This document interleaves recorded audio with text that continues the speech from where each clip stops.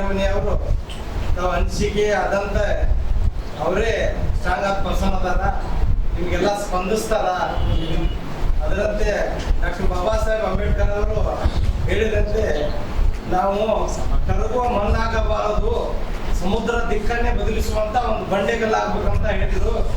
ಅದೇ ತರನಾದಂತ ರಾಜ್ಯದಲ್ಲಿ ಸಂಸ್ಥಾಪಕ ಪ್ರದೀಪ್ ಕುಮಾರ್ ಅವರು ಯಾವುದೇ ಇಲಾಖೆಗಾಗಲಿ ರಾಜಕಾರಣಿಗಳಿಗೆ ಕರಗುವ ಮಣ್ಣಲ್ಲ, ಇಡೀ ಸಮುದಾಯನ ಒಂದು ಉನ್ನತ ಹುದ್ದೆಗೆ ತಗೊಂಡು ಹೋಗುವಂತ, ಒಂದು ಉನ್ನತ ಸ್ಥಾನಕ್ಕೆ ತಗೊಂಡು ಹೋಗುವಂತ ಬಂಡೆಗಲ್ ಅಂತ ಹೇಳ್ತಾ ನನ್ನ ಎರಡು ಮಾತನ್ನು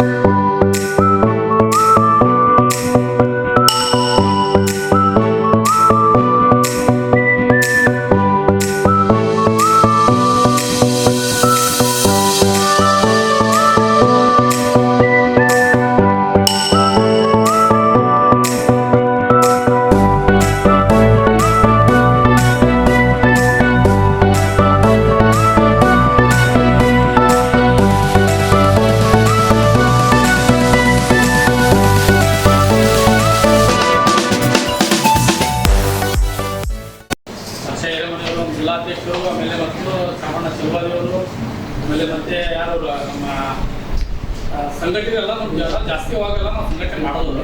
ಅದನ್ನು ನಾವು ಆದಷ್ಟು ವೇದಿಕೆ ಮುಖಾಂತರ ನಾವು ಎಂದೂ ಯಾರಿಗೂ ಮಾತಾಡಿಲ್ಲ. ನಮ್ಮ ಸಂಘಟನೆ ಬಗ್ಗೆ ನಾವು ಚರ್ಚೆ ಮಾಡಲಿಲ್ಲ, ಅವಾಗೆಲ್ಲ ಅವಕಾಶ ಸಿಗ್ತಿದಿಲ್ಲ ನಮಗೆ.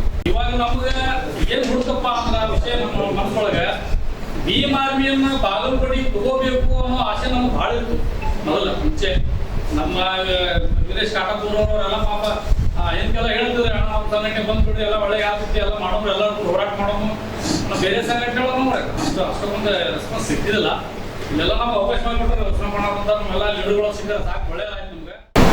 ಹಾಗೂ ಬೋಧಿಸತ್ವ ಡಾಕ್ಟರ್ ಬಾಬಾ ಸಾಹೇಬ್ ಅಂಬೇಡ್ಕರ್ ಅವರನ್ನು ಮನದಲ್ಲಿ ನಿಂತ ವೇದಿಕೆ ಮೇಲೆ ಆಶೀರ್ವಾದವಂತ ರಾಜ್ಯ ಹಾಗೂ ವಲಯ ಘಟಕದ ಅಧ್ಯಕ್ಷರುಗಳಿಗೆ ಹಾಗೂ ವೇದಿಕೆಯ ಮುಂಭಾಗದಲ್ಲಿರುವ ನನ್ನ ಎಲ್ಲ ತಾಲೂಕಾ ಘಟಕದ ಅಧ್ಯಕ್ಷರುಗಳೇ ಹಾಗೂ ಕಾರ್ಯಕರ್ತರೇ, ಭೀಮ್ ಆರ್ಮಿಯ ಇವತ್ತೇನು ನನ್ನನ್ನು ನೂತನವಾಗಿ ಜಿಲ್ಲಾ ಅಧ್ಯಕ್ಷರನ್ನಾಗಿ ನೇಮಕ ಮಾಡಿದ್ದಕ್ಕೆ ಮೊದಲನೇದಾಗಿ ರಾಜ್ಯ ಕಮಿಟಿಯವರಿಗೆ ನಾನು ಧನ್ಯವಾದಗಳನ್ನು ಸಲ್ಲಿಸುತ್ತೇನೆ.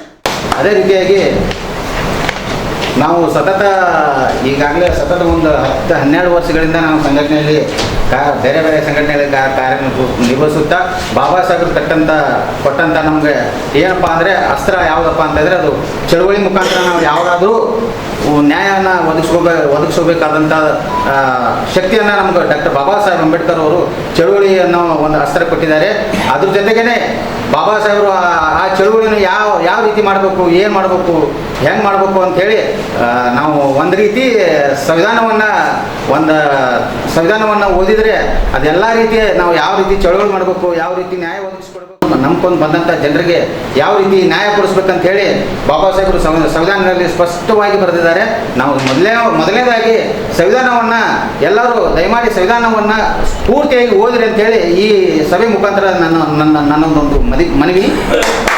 ಹಾಗೆ ನಮ್ಮ ಉಸ್ನಪ್ಪ ಚಲವಾದಿಯವರು ನಾವು ಒಂದು ವಿಷಯಕ್ಕೆ ಭೇಟಿಯಾಗಿದ್ವಿ. ಈ ಭೀಮ್ ಆರ್ಮಿ ಸಂಘಟನೆಯಲ್ಲಿ ನೀವು ಜಿಲ್ಲಾಧ್ಯಕ್ಷರಾಗಿ ನೀವು ಜಿಲ್ಲಾಧ್ಯಕ್ಷರ ಕಾರ್ಯ ರೂಪಕ್ಕೆ ತೊಂಬರ್ರಿ ಅಂತೇಳಿ ನನಗೆ ಸ್ವಲ್ಪ ಹೇಳ್ತಾ ಇದ್ರು. ಅದೇ ರೀತಿ ಅವಾಗ ಬಂದು ನಮ್ಮ ಉಸ್ನಪ್ಪ ಚಲವಾದಿಯವರು ಹೇಳಿದಾಗ ನಾನು ನನ್ನ ಸಂಗಡಿಗರು ಅಂದರೆ ಸಾಬಣ್ಣ ಚಲವಾದಿ, ಸಂಗಮೇಶ್ ಚಲವಾದಿ ಅವರ ಮತ್ತು ರಾಜು ಶ್ರೀರಾಮ್ ಅವರು ಮತ್ತು ಸಂತೋಷ ನೀಲ್ನಾಯ್ಕ ಅವ್ರನ್ನ ಒಂದು ಕಡೆ ಕರ್ಕೊಂಡು ನೋಡ್ರಪ್ಪ ಈ ಥರ ಐತಿ, ಈ ಥರ ಮಾಡೋಣ, ಏನು ಹೆಂಗೆ ಅಂತ ಕೇಳಿದಾಗ ಇಲ್ಲಣ್ಣ ನೀವು ಆಗ್ರಿ, ನಾವೆಲ್ಲ ನಿಮ್ಗೆ ಸಹಕಾರ ಎಲ್ಲ ರೀತಿಯಿಂದ ಸಹಕಾರ ಮಾಡ್ತೀವಿ, ನಿಮ್ಗೆ ಮಾತಾಡೋ ಸ್ಪ್ರಿಟು ಐತಿ, ಮತ್ತೇನೈತಿ ಆಫೀಸಾಗಿ ಯಾವುದೇ ರೀತಿಯೂ ತಾಲೂಕಿಂದ ಯಾರೋ ನಿಮ್ಗೆ ಏನೋ ಸಮಸ್ಯೆ ಐತೆ ಅಂತ ಬಂದರೂ ನಾವಿಲ್ಲಿ ಆ ತಾಲೂಕು ಅಧ್ಯಕ್ಷರುಗಳಿಗೆ ಬೇಗನೆ ಸ್ಪಂದನೆ ಮಾಡಿ ಅವ್ರದ್ದು ಜಿಲ್ಲಾದಾಗ ಯಾವ ಕೆಲಸ ಐತಿ ಆ ಕೆಲಸ ಬೇಗನೆ ಮಾಡಿಕೊಡುವ ಮುಖಾಂತರ ಅವ್ರನ್ನ ಮನೆಗೆ ಗೆಲ್ಲೋಣ ಅಂಥೇಳಿ ಹೇಳಿದರು. ಎಲ್ಲ ನನ್ನ ಸಂಘಟಕರಿಗೆ ಮೊದಲೇ ಧನ್ಯವಾದಗಳನ್ನು ಹೇಳ್ತಾ